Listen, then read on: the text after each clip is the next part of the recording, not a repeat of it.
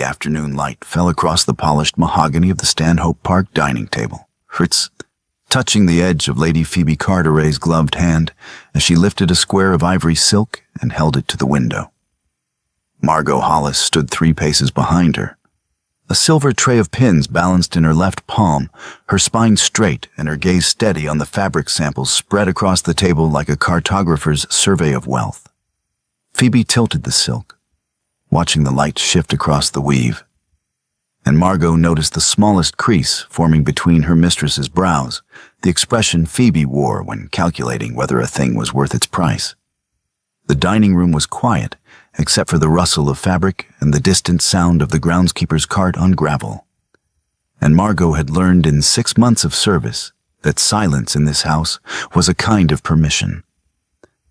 As long as she held the pins and did not speak, she was invisible. And invisibility was the safest position a maid could occupy. The door opened without a knock, and Mr. Aldridge entered with the particular stride of a solicitor who carried urgent news, but had been trained never to appear hurried. He was a narrow man with spectacles that caught the light in small flashes, and he carried a leather document case under one arm. Phoebe did not look up from the silk. "Mr. Aldridge," she said, "the Duke is in the study." "I am aware, my lady," Aldridge replied. And there was something in his voice that made Margot's fingers tighten around the tray. "I apologize for the interruption. I need to speak with His Grace about the title search for the marriage settlement. It is a matter that requires immediate attention." Phoebe set down the silk and turned in her chair, her expression shifting from mild annoyance to polite interest. "The title search? I thought that was completed weeks ago." Aldridge hesitated, his gaze flicking briefly to Margot and then back to Phoebe. "The preliminary search was completed, my lady. However, a secondary review of the county registry has revealed a complication." "What sort of complication?" Aldridge opened the document case and withdrew a single sheet of paper, yellowed at the edges and covered in script that Margot could not read from where she stood. He placed it on the table beside the silk samples with the careful precision of a man handling evidence in a courtroom. "The marriage settlement includes the dower house and its surrounding grounds as part of your jointure," Aldridge said. "The registry shows a prior claim on that property, a deed filed in 1786, properly witnessed and recorded, but never fulfilled. The deed names a Samuel Crewe as the legal owner." A different kind of quiet descended, heavier than before. Phoebe stared at the document, her head tilted slightly, as if she were trying to translate a language she did not speak. Margot felt the tray shift in her hand, the pins sliding fractionally to one side, and she steadied it with a small adjustment of her wrist that no one noticed. "A deed," Phoebe said, "to the dower house, in a surveyor's name?" Her voice was steady. "Yes, my lady."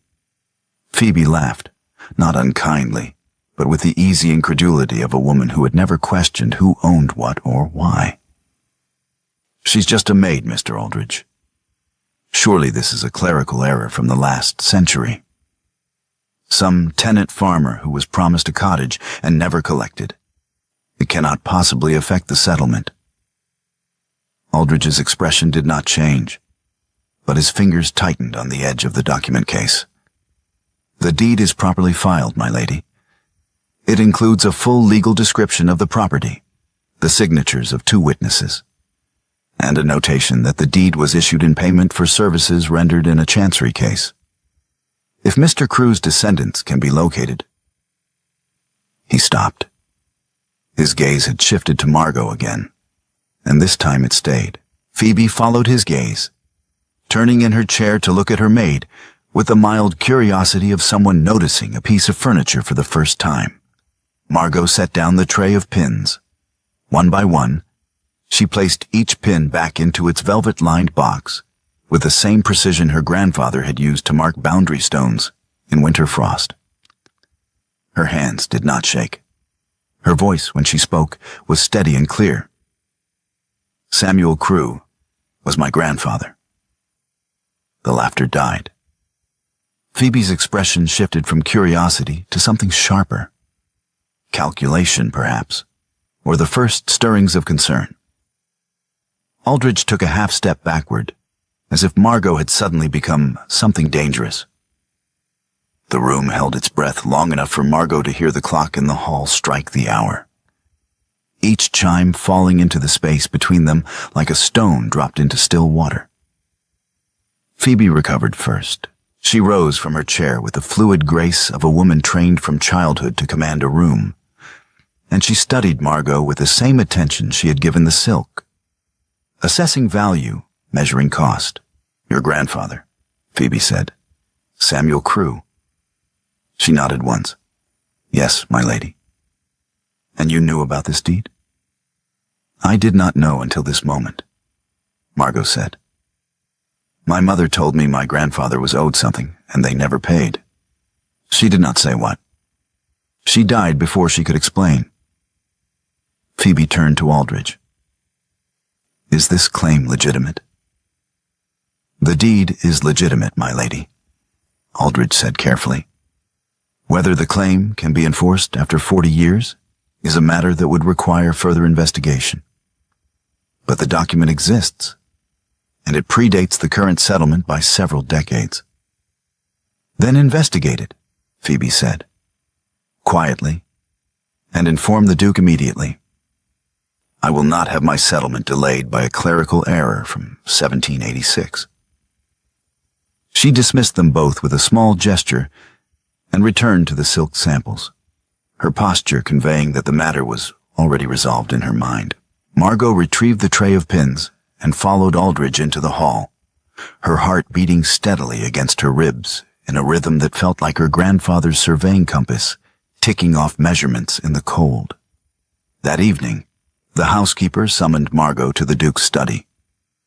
The message was delivered without explanation, and Margot climbed the east staircase with the same careful composure she had maintained in the dining room, though her fingers found the small brass compass in her apron pocket and closed around it. The compass her mother had given her the week before she died, the only object Samuel Crewe had left behind, that his daughter had kept. The study door was open. Duke Adrian Langford stood at the window with his back to the room, his hands clasped behind him, his posture rigid in the way of a man who had been trained to command, but had never learned to rest. He was tall, broad-shouldered, and 31 years old, though the weight of the dukedom had carved lines around his eyes that made him look older in certain lights. Margot had seen him perhaps a dozen times in 6 months. Always at a distance, always moving through the house with the brisk efficiency of a man who had inherited a role he had not expected and was determined to perform it without error. "Miss Hollis," he said without turning, "close the door." She did.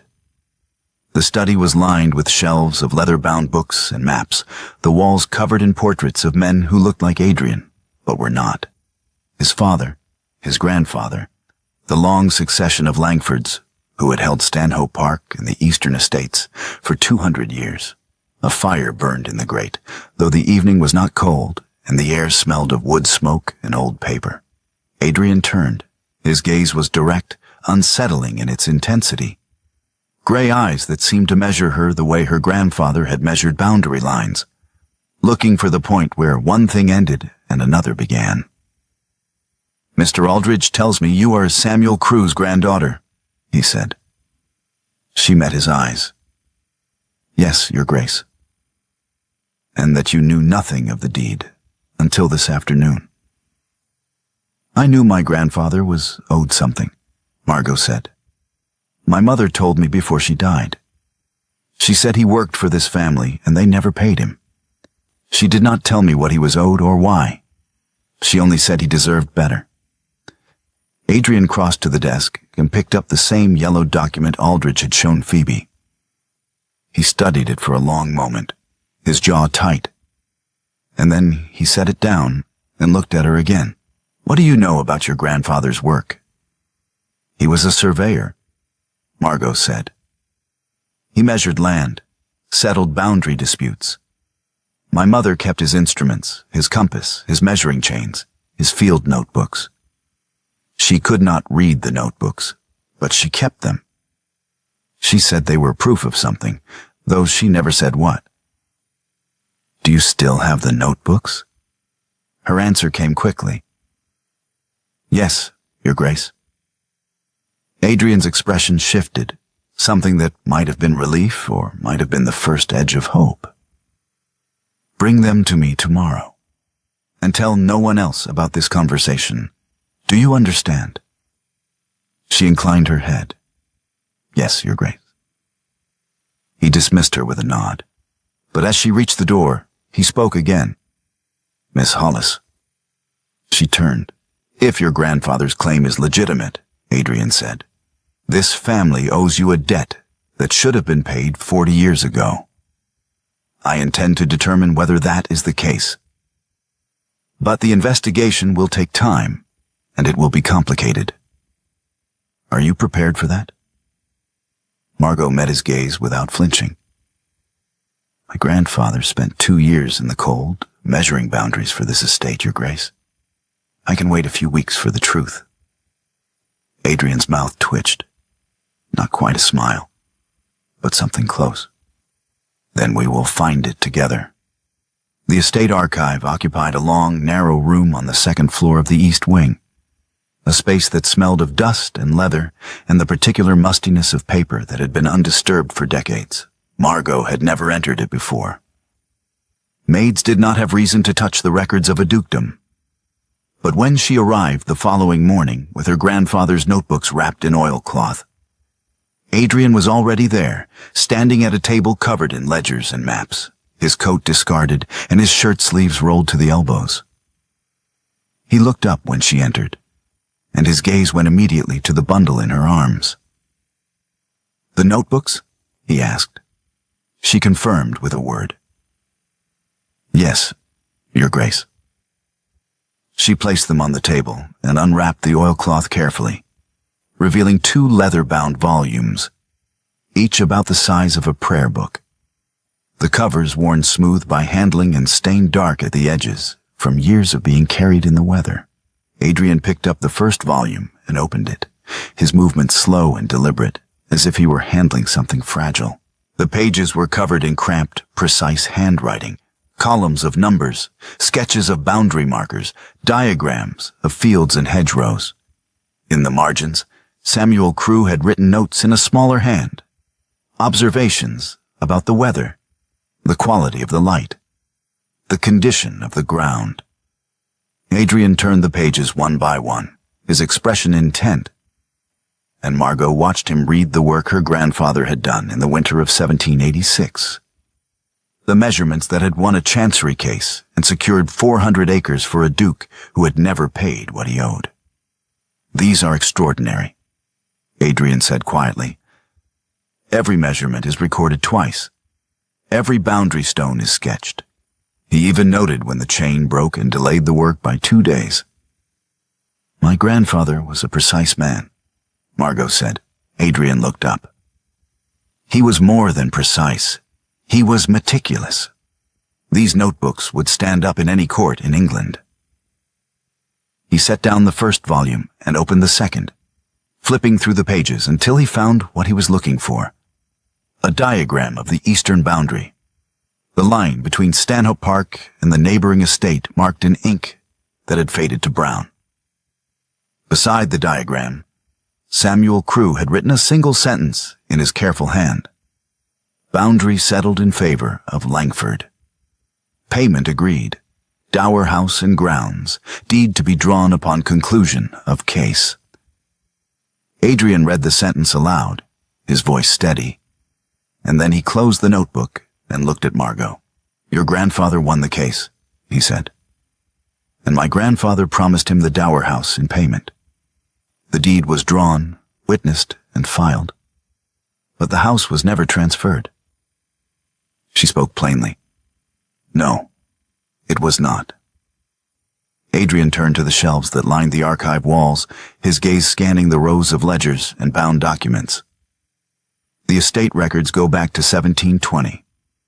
If your grandfather's work is documented here, we will find it. And if we find it, We will know exactly what was owed and why it was never paid. He pulled down a ledger marked 1785 to 1790 and opened it on the table beside the notebooks. Margot moved to stand beside him, close enough to see the pages, but far enough to maintain the distance a maid was expected to keep from a duke. Adrian did not seem to notice. He was already reading, his finger tracing down columns of entries. Payments to tenants, repairs to the mill, wages for laborers. Here, he said, stopping on an entry dated March of 1786. Samuel Crew, surveyor, retainer for boundary dispute, Eastern Estate. £20 advanced. Margot leaned closer, her breath catching. Adrian turned the page, scanning the entries that followed, and then he stopped again. June 1787. Chancery judgment in favor of Langford. 400 acres confirmed. Payment to S. Crew. Dower house and grounds, deed filed at county registry. There, Adrian said. Proof that the deed was filed, and proof that my grandfather acknowledged the debt. But he never transferred the house, Margot said. His voice was flat. No, he did not. They worked through the morning, pulling down ledgers and land records, tracing the history of the eastern boundary and the chancery case that had settled it. The archive grew warm as the sun climbed higher, and Margot shed her shawl and rolled up her sleeves, her hands blackened with dust as she turned pages and copied notes. The agreed payment was the Dower house and its grounds, a property worth perhaps £200.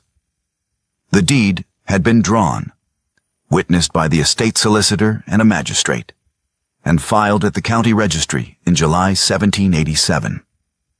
And then, nothing. No record of transfer. No record of payment. No record of Samuel Crew ever taking possession of the house he had been promised. Adrian sat back in his chair, his hands flat on the table, and stared at the ledger in front of him. My grandfather cheated him, he said. Margot said nothing. She had known it since the moment Aldridge had placed the deed on the dining table. But hearing Adrian say it aloud, hearing a duke admit that his family had stolen from a working man, was something else entirely. Adrian looked at her. Your grandfather did the work. He won the case. He was promised payment. The payment was documented. And then my grandfather simply did not pay. She gave him the truth. Yes. Adrian's jaw tightened. I am sorry. It was not your debt, Your Grace. It is my debt now, Adrian said, and I will pay it. The archive became their shared territory over the days that followed. Adrian ordered that Margot be given access at any hour, and the housekeeper, who disapproved but did not dare question a duke's command, left a key in Margot's room with a tight-lipped warning that she was not to disturb anything. Margot did not disturb anything. She simply read methodically and carefully through every document that mentioned Samuel Crew or the eastern boundary. And Adrian read beside her, the two of them working in a silence that felt less like the silence between a duke and a maid, and more like the silence between two people searching for the same truth. It was Margot who found the letter. It was tucked into the back of a ledger marked Correspondence 1787 to 1789. A single sheet of paper folded in half and sealed with wax that had cracked and crumbled with age. She unfolded it carefully, her fingers trembling slightly, and read the script that covered the page in the precise, formal hand of a solicitor. To Mr. Samuel Crew, Surveyor, Warwickshire. Sir, I write on behalf of His Grace the Duke of Stanhope, in response to your letter of the 12th of September regarding the Dower house. His Grace wishes to make clear that the matter of payment was settled to the satisfaction of all parties at the conclusion of the Chancery case. Any further pursuit of this matter will be regarded as an attempt to defraud the estate, and will result in proceedings for fraud and trespass. You are advised to consider the matter closed, and to refrain from any further correspondence. I remain, etc. G. Whitmore, Solicitor to His Grace. Margot read the letter twice, her vision narrowing to the words on the page. And then she read it aloud, her voice steady but her hands shaking so badly that the paper rattled. Adrian, who had been reading a land survey on the other side of the table, looked up sharply. "What is that?" "A letter," Margot said. "From your grandfather's solicitor to mine. Dated 3 months after the Chancery judgment." She handed him the letter, and he read it in silence, his expression darkening with each line. When he finished, he set the letter down very carefully, as if it might burn him, and looked at her. "This is not a settlement," he said. "This is a threat." She agreed quietly. "Yes. My grandfather's solicitor threatened your grandfather with prosecution for fraud if he continued to demand payment for work he had already done." Her voice was calm. "Yes." Adrian's hands curled into fists on the table. "And your grandfather withdrew." "He had no choice," Margot said. "He was a working man. He could not afford a solicitor, and he could not risk a countersuit. So he withdrew, and he died 10 years later in a rented cottage. And my mother spent her life taking in mending because her father was cheated out of the house he earned." Adrian stood abruptly, his chair scraping against the floor, and crossed to the window. He stood there with his back to her, his shoulders rigid. And Margot watched the line of his spine and knew that he was holding himself together through sheer force of will. "My grandfather used intimidation to avoid payment," Adrian said, his voice low and tight. "He threatened a man who had won him 400 acres because it was cheaper to threaten him than to pay him." She confirmed it simply. "Yes." Adrian turned. His face was pale, his jaw set, and his eyes held a fury that Margot had not seen before, not directed at her, but at the man whose portrait hung in the study downstairs, the man who had built a dukedom on the labor of people like Samuel Crewe and had never once paid what he owed. "I will pay the debt," Adrian said. "Every pound of it. The house, the arrears, whatever your grandfather was owed, I will pay it. Your Grace—" "Do not tell me it was not my debt," Adrian said sharply. "It is my debt because I have been living in this house and managing this estate for 5 years, without once questioning where it came from or what it cost. I stood in that study last week and told Lady Phoebe that the dower house was part of her settlement, and I did not know, I did not bother to know, that the house was stolen. That ends now." Margot stood, her heart pounding, and faced him across the table. "If you acknowledge the debt, the Carteret settlement will collapse. Lady Phoebe's father will not marry his daughter into a disputed estate. Then the settlement will collapse," Adrian said, "and Lady Phoebe will withdraw. Then she will withdraw, and you will lose the alliance."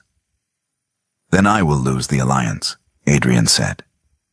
"But I will not lose my integrity, not for a settlement, not for a marriage, not for anything." He crossed back to the table and picked up the letter, his hand steady now, and placed it beside Samuel Crewe's notebooks. "Your grandfather trusted my family," Adrian said, "and my family destroyed him for it.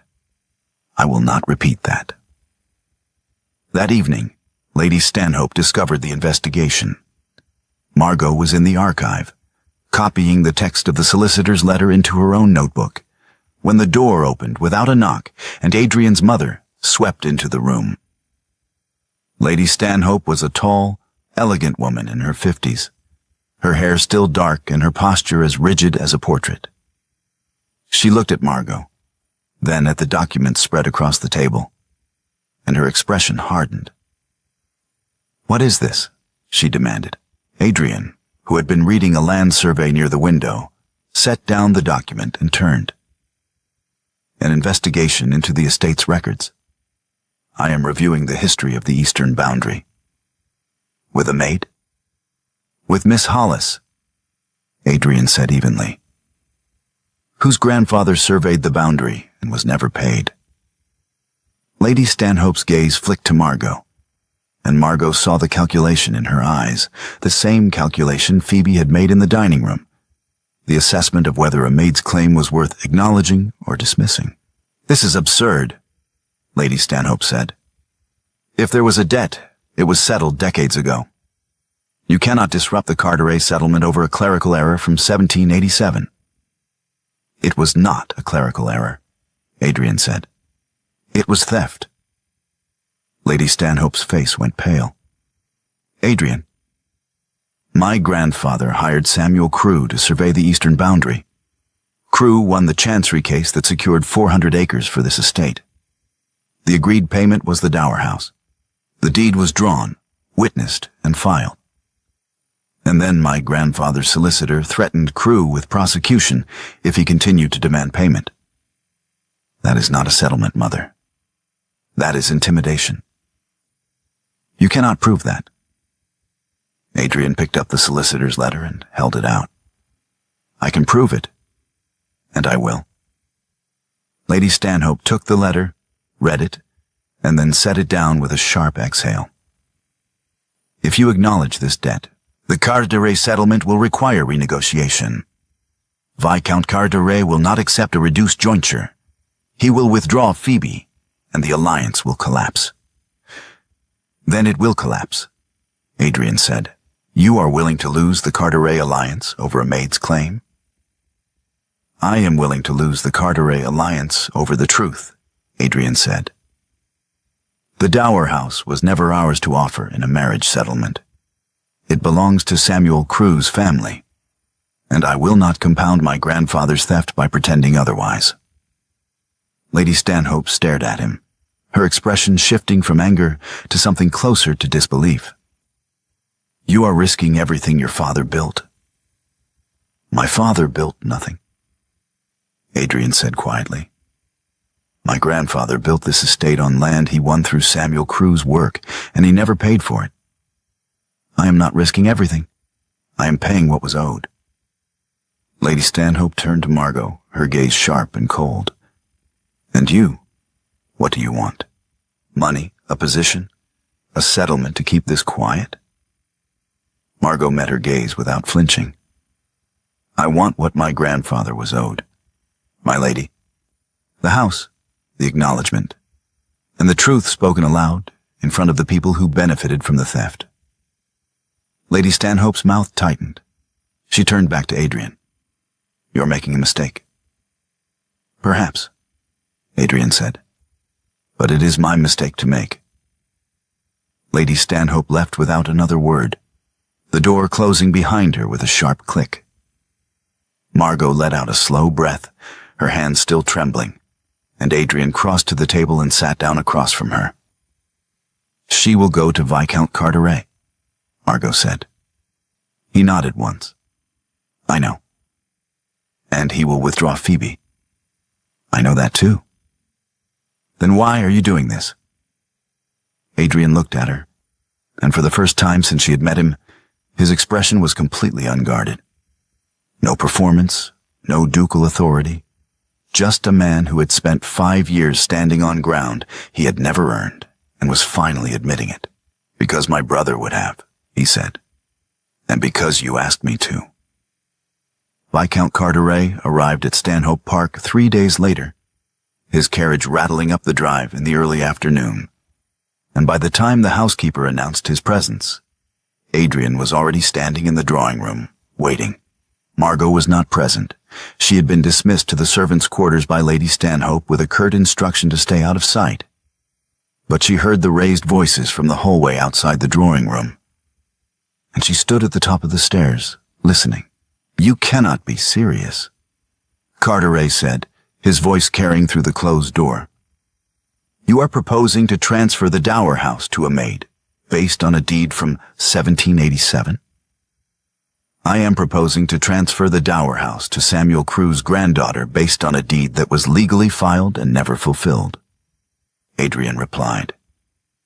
"The debt is real, Carteret, and it is owed. The debt is 40 years old. No court in England would enforce it. Then I will not require a court. I will transfer the property voluntarily. There was a long pause, and then Carteret spoke again, his voice lower and harder. If you do this, the settlement is void. I will not marry my daughter into a disputed estate. Do you understand that? He answered without hesitation. I understand. Then resolve the claim quietly. Pay the woman whatever she wants, and have her sign a release. But do not acknowledge the debt publicly. Do not transfer the property. And do not disrupt the settlement over this. The dower house was never mine to include in the settlement, Adrian said. It belongs to Samuel Crew's family. I cannot offer Phoebe property that is not mine to give. Then offer her something else. Carteret snapped. Renegotiate the jointure. Increase the cash settlement. But do not do this, Stanhope. Do not throw away this alliance over a surveyor's claim from the last century. The alliance was built on a lie, Adrian said quietly. I will not perpetuate it. Carteret's response was a single word, sharp and final. Then we are done. The door opened, and Carteret strode into the hallway, his face flushed with anger. He did not look at Margot as he passed, but she saw the set of his jaw and knew that the alliance was over. That afternoon, Phoebe found Margot in the servants' corridor. Margot was carrying a tray of linens to the laundry when Phoebe stepped out of the side passage, blocking her path. Phoebe was dressed in a pale green walking dress, her hair pinned in a simple arrangement, and her expression was calm and composed. Not angry, not hurt, just clear. Miss Hollis, Phoebe said. A word. Margot set down the tray and straightened. My lady. Phoebe studied her for a moment, her gaze moving over Margot's face with the same careful attention she had given the silk samples in the dining room. My father has withdrawn the settlement. The engagement is not yet broken, but it will be unless the Duke resolves your claim. She spoke evenly. I understand, my lady. Do you? Phoebe's voice was not unkind, but it was direct. If the Duke transfers the dower house to you, my jointure is reduced by £200 a year. My settlement becomes less attractive. My marriage becomes more complicated. And your position here at Stanhope Park is finished. Do you understand that? Margot confirmed it. Yes, my lady. Then why are you pursuing this? Margot met her gaze without flinching. My grandfather measured every foot of the eastern boundary in the winter of 1786. He slept in barns. He walked through snow. He spent 2 years of his life mapping this estate. And he won the chancery case that secured 400 acres for this family. He was promised a house. He was given a deed. And when he asked for what he was owed, the Duke's solicitor threatened him with prosecution for fraud. He died in a rented cottage 10 years later, and my mother spent her life taking in mending to survive. My position was finished 40 years ago, my lady. I am simply the first person in my family to say so. Phoebe's expression did not change, but something in her eyes shifted. A flicker of recognition, perhaps, or respect. She nodded once, a small, precise movement. I see, she said. Then I will not ask you to withdraw. She turned and walked away, her footsteps echoing down the corridor, and Margot stood alone with the tray of linens, her heart pounding and her hands steady. That evening, Margot returned to the archive. She had not been summoned, but she had nowhere else to go. And the archive had become the only place in Stanhope Park where she felt she had a right to exist. She found Adrian there, standing at the table with a rolled map spread in front of him, his hands flat on the edges to hold it open. He looked up when she entered, and his expression was weary but not defeated. Carteret withdrew the settlement, he said. She had expected it. I heard. Phoebe spoke to you. Her answer was brief. Yes.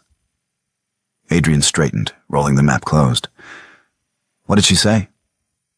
She said, "My position here is finished if you transfer the house," Margot said.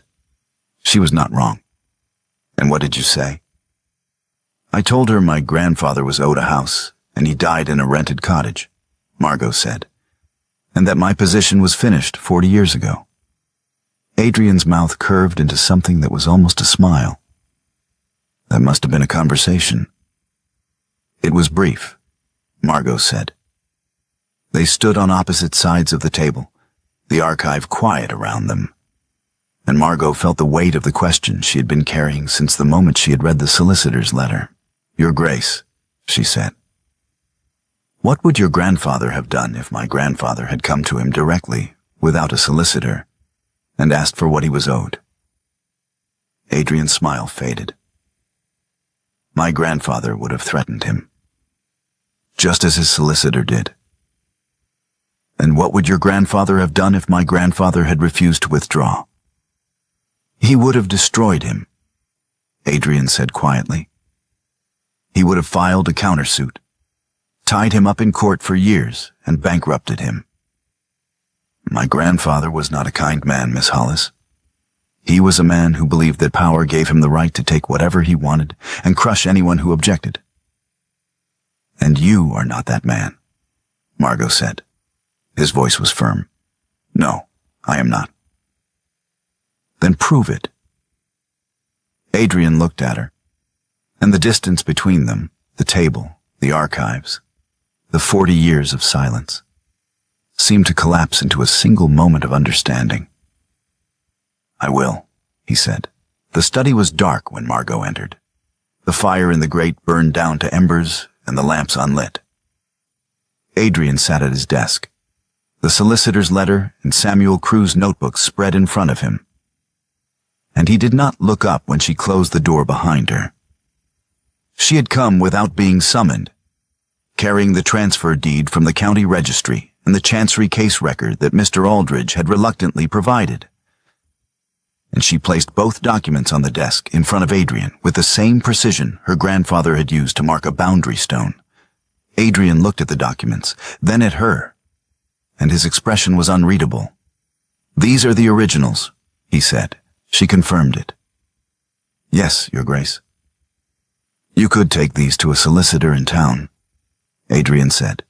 "Pursue the claim independently. You do not need me." Her voice was measured. "No, I do not need you. But my grandfather tried the independent route. He filed the claim, demanded payment, and was threatened with prosecution. He trusted the law, and the law did nothing because the law serves men like your grandfather, not men like mine. If I take these documents to a solicitor, I will spend years in court and lose everything I have in the process. Or I can trust you to do what your grandfather refused." Adrian leaned back in his chair, his gaze steady on hers. "I am asking you to trust a Langford, after everything my family did to yours." She spoke plainly. "Yes, you are asking a great deal." She pulled out the chair across from his desk, the chair reserved for guests, for solicitors, for men of rank, and sat down. She did not ask permission. She simply sat, a maid in a duke's study, and Adrian did not correct her. He watched her, his expression shifting from surprise to something that might have been respect.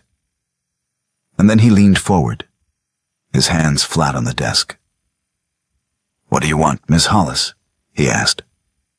"Not what your grandfather was owed. What do you want?"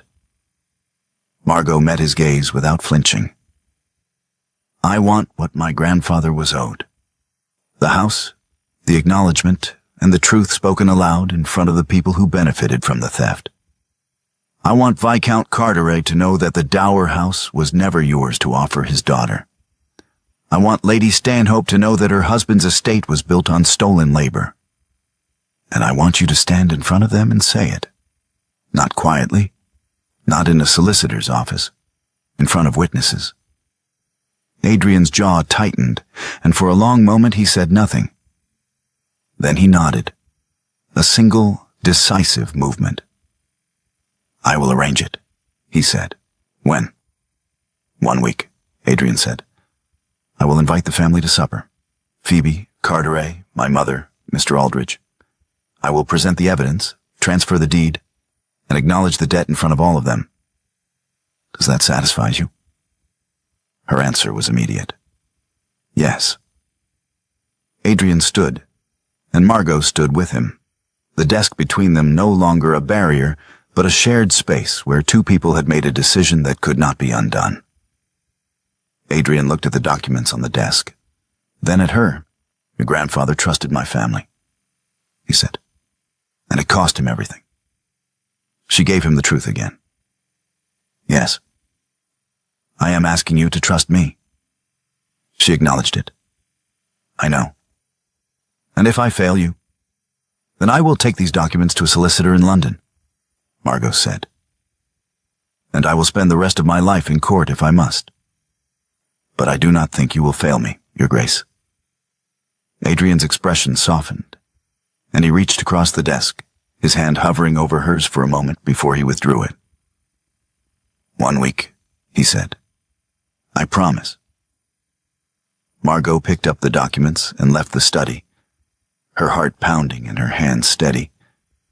And as she walked down the corridor, she felt the weight of 40 years of silence lifting from her shoulders, one measured step at a time. The following morning, Lady Stanhope summoned the housekeeper to her private sitting room and issued a single, unambiguous command.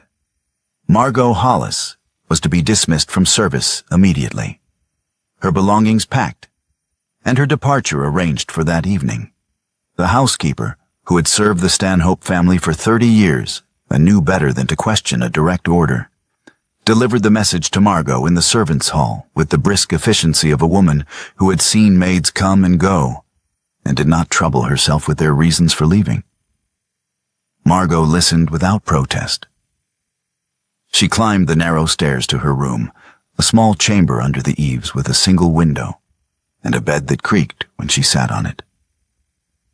And she watched as the housekeeper's assistant packed her belongings into a worn leather case, her dresses, her apron, her mother's shawl, and the small wooden box that held Samuel Crew's surveying instruments. The assistant worked quickly, folding each item with practiced hands, and Margot did not speak. There was nothing to say. She had known this would come the moment she had sat down in Adrian's study and claimed the chair that was not hers to take. By mid-afternoon, her case was packed and waiting by the door, and Margot stood at the window, looking out over the grounds of Stanhope Park, the long gravel drive, the formal gardens, the line of trees that marked the eastern boundary her grandfather had mapped. She had been here for 6 months, and she had learned the rhythms of the house, the hierarchy of the servants, the particular silence that came with being invisible. Now she was leaving, and the house would continue without her, just as it had continued without her grandfather. The door opened without a knock, and Adrian entered, his expression tight and his jaw set. He looked at the packed case, then at Margot, and his hands curled into fists at his sides. My mother dismissed you, he said. She stated the fact. Yes, Your Grace. Without consulting me. She is the mistress of the house, Your Grace. She has the authority. She does not have the authority to dismiss you while you are assisting me with an estate matter, Adrian said sharply. He turned to the housekeeper's assistant, who was hovering near the door. Unpack Miss Hollis's belongings. She is not leaving. The assistant looked from Adrian to Margot, her expression uncertain, and then she bobbed a curtsy and hurried from the room. Adrian crossed to the window and stood beside Margot, his gaze on the eastern boundary. You will remain at Stanhope Park until the matter is resolved, he said. Your access to the archive is not to be restricted, and you are not to be dismissed by anyone without my express permission. Is that clear? She understood. Yes, Your Grace. Adrian turned to look at her, and his expression softened. I am sorry. I should have anticipated this. You cannot control your mother, Your Grace. His voice was resolute. No, but I can countermand her orders, and I will. He left without another word, and Margot stood at the window, her heart pounding and her hands trembling slightly. And she wondered how long it would be before Lady Stanhope found another way to remove her from the house. That evening, Margot sat on a bench outside the archive, deciding whether to leave anyway. The bench was tucked into a small alcove overlooking the garden, a place where servants sometimes came to rest between tasks, and Margot had found it by accident during her first week at Stanhope Park. It was quiet here, away from the main house, and the air smelled of lavender and turned earth. She sat with her hands folded in her lap, her grandfather's compass in her apron pocket, and she thought about her mother's last words. He deserved better. We all did. She could leave tonight, pack her case again, walk down the drive, and take the coach to London. She had the documents. She had the proof. She could find a solicitor who would take the case on contingency and spend the next 5 years in court, fighting for what her grandfather had been owed. Or she could stay, trust Adrian to keep his promise, and risk losing everything if he failed. The sound of footsteps on gravel made her look up. Adrian was walking toward her, his coat unbuttoned and his hands in his pockets, and he stopped a few paces from the bench, his expression uncertain. "May I sit?" he asked. Margot nodded, and he sat beside her, the bench creaking slightly under his weight. They sat in silence for a moment, the garden darkening around them as the sun set. And then Adrian reached into his pocket and withdrew a small brass object that caught the fading light. It was her grandfather's surveying compass. "The housekeeper packed this," Adrian said. "I thought you might want it back." He placed the compass in her palm and closed her fingers around it, his hand staying around hers for a long moment, warm, steady, deliberate. Margot felt the weight of the compass, the smooth brass worn by her grandfather's hands, and she felt the warmth of Adrian's hand over hers, and she did not pull away. "This is yours," Adrian said quietly. "Everything your grandfather left is yours, including the house." "Your mother dismissed me," Margot said. "My mother does not decide who stays," Adrian said. "I do, and you are not leaving." "If I leave tonight, I lose access to the archive," Margot said. "I lose the evidence. I lose everything." "You are not leaving tonight," Adrian said, "or tomorrow, or the day after. You are staying until the debt is paid. And then you are staying because you choose to, not because I tell you to." His hand tightened around hers, and Margot looked at him, at the Duke who had spent 5 years performing a role he had never wanted, and was finally, slowly, becoming the man he was meant to be. She turned her hand in his, her fingers curling around the compass and around his fingers, and they sat together in the fading light, two people who had been standing on stolen ground and were finally, slowly, finding their way to solid earth. After a long moment, Adrian released her hand, and Margot pocketed the compass. They sat in silence as the light faded completely, and then Adrian stood and offered her his hand. "Come," he said. "We have work to do." Margot took his hand, and he pulled her to her feet, and together they walked back to the archive, where Samuel Crew's notebooks waited, and the truth was still being measured, one careful line at a time. The archive was quiet the night before the supper, the only sound the rustle of paper and the faint creak of the floorboards as Margot moved between the shelves. She had spent the day reviewing every document they had found, the field notebooks, the chancery case record, the solicitor's letter, the deed.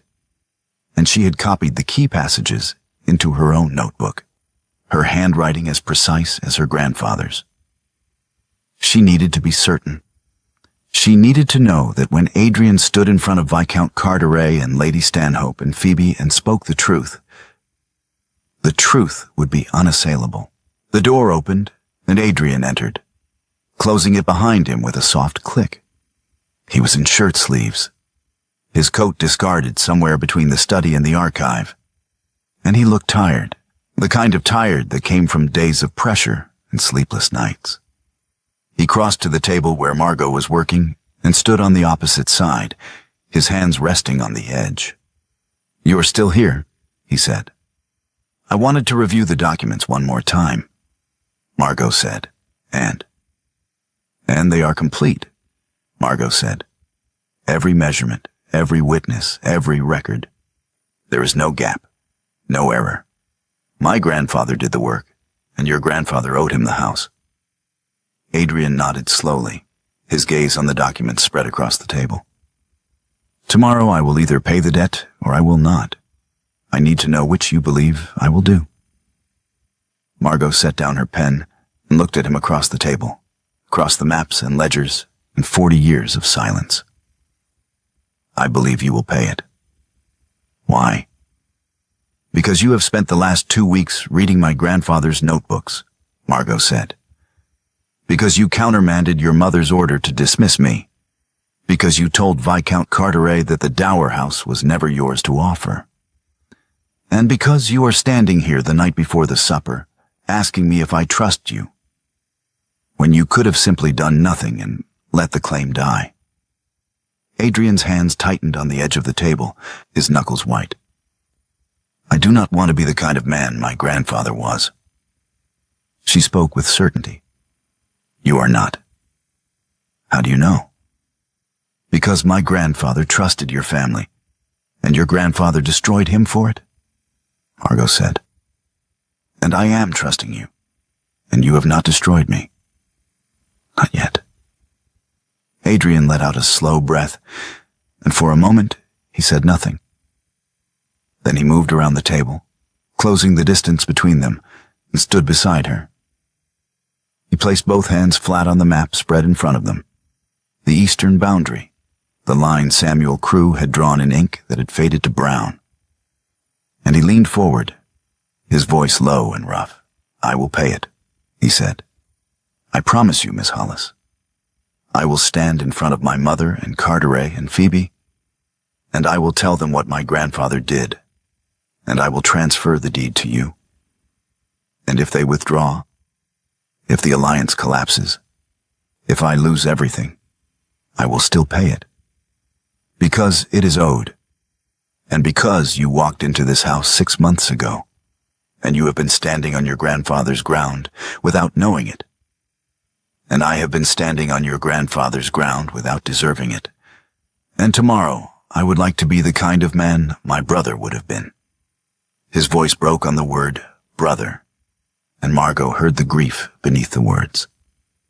The grief for the man who should have inherited, who would have found the deed and paid the debt without hesitation, who had died at 19 and left Adrian to carry a role he had never wanted. It was the first time she had heard Adrian's voice break, the first time she had seen the performance crack completely. And she felt something shift in her chest. Something that was not pity but recognition. She moved around the table and stood beside him, close enough that their shoulders nearly touched. And she placed her hand on the map next to his. Not on his hand, but beside it, their smallest fingers touching.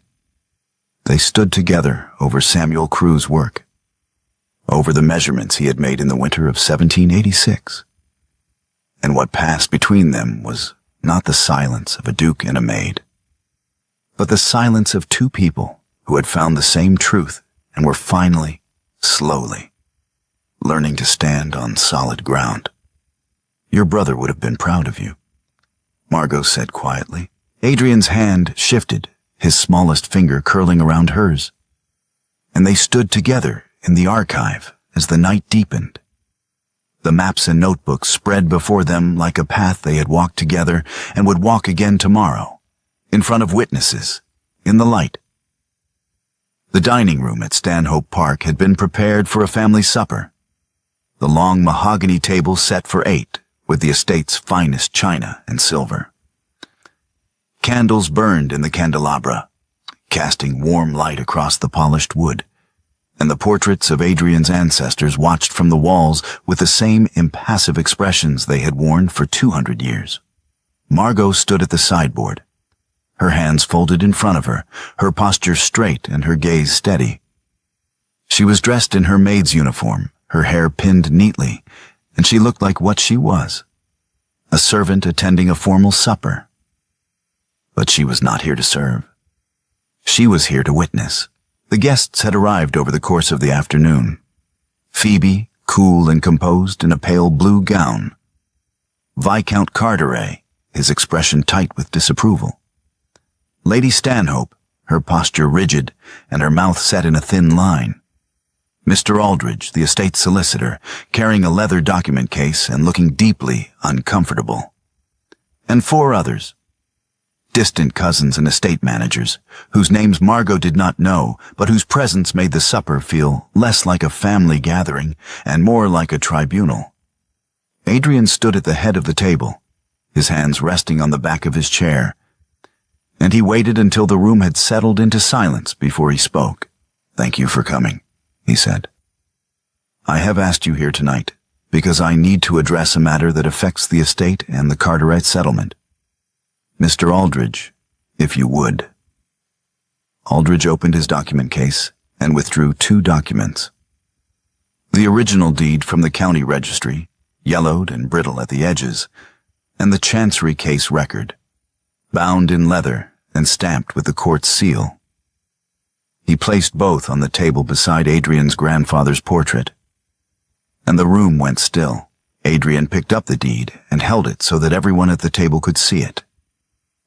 In 1786, a surveyor named Samuel Crewe was hired by my grandfather to settle a boundary dispute with the neighboring estate. The dispute involved 400 acres of land, including 3 tenant farms, the mill, and the dower house. Mr. Crewe spent 2 years surveying the boundary, measuring every field and hedgerow, and testifying in chancery. His work won the case and secured the disputed land for this estate. He set down the deed and picked up the chancery record. The agreed payment for Mr. Crewe's work was the dower house and its grounds. The deed was drawn, witnessed by the estate solicitor and a magistrate, and filed at the county registry in July 1787. The payment was documented. The debt was acknowledged. And then my grandfather never transferred the property. Viscount Carteret leaned forward, his hands flat on the table. "What bearing does this have on the settlement, Stanhope?" "The dower house is part of Lady Phoebe's jointure," Adrian said. "It was included in the settlement as part of the estate's assets. But the dower house does not belong to the estate. It belongs to Samuel Crewe's family." Lady Stanhope's voice was sharp. "Adrian, this matter was resolved decades ago."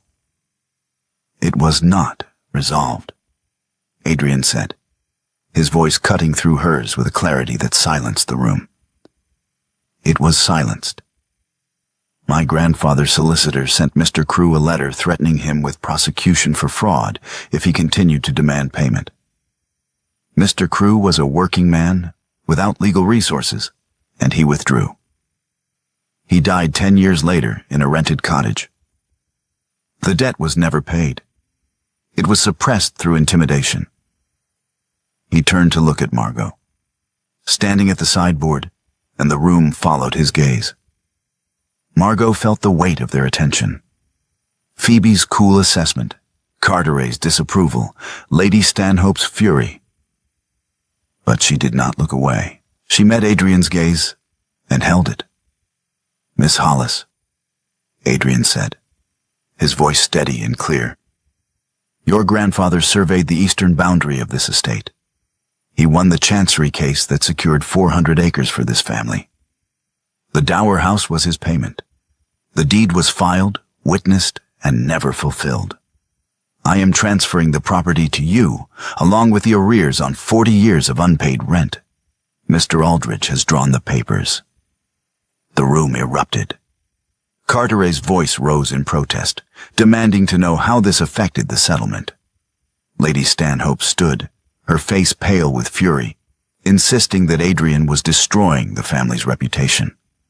One of the cousins asked whether the claim was even enforceable after so many years. Aldridge, looking miserable, tried to explain the legal precedent, but his voice was drowned out by the others. Adrian did not raise his voice. He simply waited, his gaze still on Margot, until the room quieted again. Then he crossed to the sideboard and held out the transfer document, not as a gift, not as charity, but as a debt paid. "This was owed to your family before I was born," Adrian said. "I am sorry it took 40 years. Margot took the document. She read it slowly, her hands steady, and when she looked up, her voice was calm and clear. "My grandfather measured every foot of the eastern boundary in the winter of 1786, she said. 2 years of work. He slept in barns. He walked through snow. He was a precise man, and he did the work he was hired to do. He was promised a house. He was given a deed. And when he asked for what he was owed, your grandfather's solicitor threatened him with prosecution. He died in a rented cottage, and my mother spent her life taking in mending because her father was cheated out of the house he earned." She looked at Adrian, then at the others around the table. "This is not charity, Your Grace. This is a debt paid, and I accept it." Phoebe spoke for the first time, her voice quiet but steady. "And the settlement?" Adrian turned to her. "The settlement will need to be renegotiated without the dower house. If that changes your answer, I understand." Phoebe looked at her father. Carteret was already calculating, his expression tight, and Phoebe's mouth curved into a small, wry smile. "It changes the terms," she said. "Not necessarily the answer. But I need a week to consider." Carteret stood abruptly, his chair scraping against the floor. "This is unacceptable, Stanhope. You are acknowledging a claim that will reduce my daughter's jointure and complicate the alliance. If you proceed with this, the settlement is void." His response was unwavering. "Then it is void." Carteret stared at him for a long moment, and then he turned to Phoebe. "We are leaving." Phoebe rose with the same grace she had shown in the dining room 6 months ago, when she had laughed at the idea of a maid holding a deed. But she did not laugh now. She looked at Margot, then at Adrian, and she nodded once, a small, precise gesture that might have been acknowledgement or might have been respect. "1 week," she said. "I will send word." She left with her father, and the others followed, the room emptying until only Adrian, Margot, and Mr. Aldridge remained. Aldridge gathered the documents with shaking hands, his face pale, and he left without a word, closing the door behind him. Margot stood at the sideboard, the transfer document in her hands, and Adrian stood at the head of the table, the candlelight casting shadows across his face. They looked at each other across the length of the room, and what stretched between them was not the silence of a duke and a maid, but the silence of 2 people who had walked through fire together and had come out on the other side. "Thank you," Margot said quietly. Adrian crossed the room and stood beside her. He did not touch her, but he was close enough that she could feel the warmth of him. And when he spoke, his voice was low and rough. "Your grandfather deserved better," he said. "And so did you." Margot looked at the document in her hands, at the deed that had been owed for 40 years and was finally hers. She spoke the simple truth. "Yes, we did." Days later, the dining room at Stanhope Park was quiet. The table cleared, and the chairs pushed back into place. Margot stood at the head of the table, in the chair Adrian usually occupied, the transfer deed spread in front of her. She was reading it for perhaps the 10th time, her fingers tracing the words that made the dower house and its grounds legally hers. And she did not hear Adrian enter until he spoke. "You are in my seat," he said. Margot looked up. Adrian stood in the doorway, his coat unbuttoned and his expression amused, and she did not move. "I am in my grandfather's house," she said. Adrian crossed the room and pulled out the chair beside hers, sitting down without asking permission. "Not yet. The Dower house is half a mile east." "I am practicing," Margot said. Adrian's mouth curved into a smile, the real one, the one that had arrived only after he had stopped performing the role of Duke, and had started becoming the man he was meant to be. He looked at the deed, then at her, and his expression softened. "When will you move?" he asked. "Next week," Margot said. "The house needs repairs. The roof leaks and the windows are cracked. But it is mine." He agreed simply. "It is yours." They sat together in the dining room where Phoebe had laughed 6 months ago, where the deed had first surfaced, and Margot felt the weight of the journey they had taken from that moment of laughter to this moment of quiet triumph. And she knew that the distance between the two was the distance her grandfather had walked in the cold, measuring boundaries that no one had paid him to secure. Spring came to the Dower house like a slow unfurling, the gardens waking from winter and the light falling through the repaired windows in clean, bright squares. Margot stood at the window in what had been the drawing room and was now her office, looking out over the view her grandfather had been promised and had never seen. The room was small, but well-proportioned, with a desk positioned to catch the afternoon light and shelves lining the walls for the instruments and notebooks she had inherited. Samuel Crew's surveying tools sat on the desk beside her own. His compass, his measuring chains, his field notebooks. And on the wall above the desk, she had hung the original deed, framed and preserved. A reminder of what had been owed and what had finally been paid. She had opened a surveying office. The work came slowly at first. A boundary dispute for a tenant farmer. A land assessment for a widow selling her late husband's property. But word spread, and by the end of the first month, she had more clients than she could manage alone. She worked with the same precision her grandfather had used, measuring twice, recording every detail, and writing margin notes about the weather and the light. The work was hers, and the house was hers, and for the first time in her life, she was standing on ground that no one could take from her. The sound of hoofbeats on gravel made her look up. Adrian was riding up the drive, a rolled map tucked under one arm, and he dismounted at the front door with the easy grace of a man who had spent his childhood on horseback. Margot met him at the door, and he handed her the map without preamble. "A boundary question," he said. "From the Carteret estate. Phoebe's father has a dispute with his northern neighbor, and Phoebe suggested you handle it." Margot took the map, surprised. "Phoebe suggested me?" "She said you are the best surveyor in the county," Adrian said.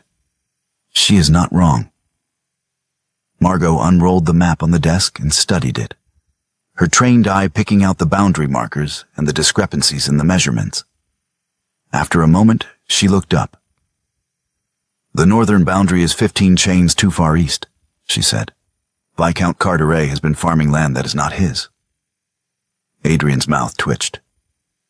"That seems to be a family tradition." Margot smiled despite herself. "Sit down. This will take an hour." "I have the afternoon," Adrian said. "You have a wedding in 6 weeks." Adrian sat in the chair across from her desk, his posture relaxed and his gaze steady. "I have the afternoon." Margot began to measure, her hands moving over the map with practiced precision, and Adrian watched her work in silence. His hand found the edge of the map she was holding, their fingers overlapping on the border line, and neither of them adjusted. The compass on the desk, Samuel Crew's compass, caught the afternoon light, and the room was quiet except for the scratch of Margot's pen and the distant sound of birds in the garden. The courtship did not announce itself. It grew the way a survey grew, measurement by measurement, one verified point at a time. Adrian visited for boundary questions, and Margot solved them. He stayed for tea, and she let him. One afternoon he arrived without a map, and she noticed, but said nothing. She poured 2 cups, and they sat together in the drawing room, talking about the estate and the tenants and the repairs she was making to the house. And when he left, she stood at the window and watched him ride down the drive. And she felt something settle in her chest that had been unsettled for as long as she could remember. Phoebe had released him, not from cruelty, but from clarity. She had looked at Adrian during the week she had taken to consider the revised settlement, and she had seen the way he looked at Margot, the way a map looks at a compass, and she had known that he was not hers and never had been. She had married Viscount Harding in September, a kind man with an estate in Derbyshire, and she had sent Margot a boundary map of her new property with a note written in her elegant hand. My northern hedge is suspect. Come when you can. Margot had gone, and she had walked the boundary with Phoebe, and they had spoken as equals. Not as maid and mistress, but as 2 women who had both been standing on uncertain ground and had found their footing in different ways. Phoebe had asked about Adrian, and Margot had told her the truth, that he visited, that they worked together, that she did not know what would come of it, but that she was willing to wait and see. Phoebe had smiled and said that sounded like the beginning of something worth measuring. The dower house in late spring was a place of light and order. The rooms filled with the scent of beeswax and lavender, the garden blooming with flowers Margot had planted herself. She worked at her desk in the afternoons, the windows open to let in the breeze, and Adrian came when he could, sometimes with a map and sometimes without. They measured boundaries together, and they drank tea together. And one afternoon, when the light was particularly good, Adrian arrived and found Margot in the garden, her hands covered in soil from planting roses along the eastern fence. He stood at the gate, watching her work, and when she looked up, he was smiling. "You are a surveyor," he said, "not a gardener." "I am both," Margot said. "My grandfather measured the land. I am planting it." Adrian crossed the garden and knelt beside her, his hands joining hers in the soil. And they planted the last rows together, their fingers brushing as they pressed the earth around the roots. When they finished, they stood, and Adrian did not step back. He stayed close, his hand finding hers, their fingers overlapping the way they had on the map. And he looked at her with the same steady gaze that had measured her worth in the archive, and had never wavered. "I love you," he said. Margot's breath caught, and she felt the weight of the words settle over her like the deed had settled into her hands. Real, earned, hers. She looked at him, at the Duke who had paid his grandfather's debt and had stayed to see what grew in the ground they had cleared together, and she smiled. "I know," she said. "I love you too." He kissed her then, in the garden of the house her grandfather had earned, and she had claimed. And the compass on the desk inside caught the afternoon light, and the world felt, for the first time in 40 years, like it was standing on solid ground.